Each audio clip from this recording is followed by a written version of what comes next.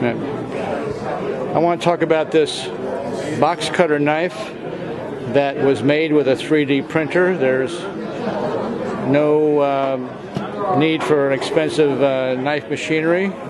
I believe you could find the plan on the internet, but these knives are sold on Etsy if you'd like to have one. And this is an assisted opener, and the reason it's assisted opener is because the blade will move before the knife opens, and it flings open like that, and you have a razor blade there that you could replace, and it's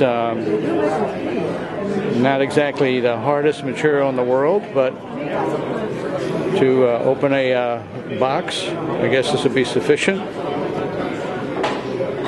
And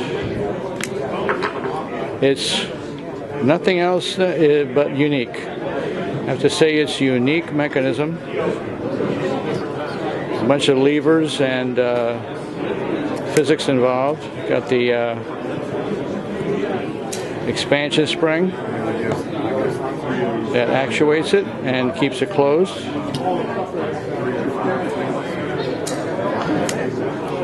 And you always have a nice sharp blade.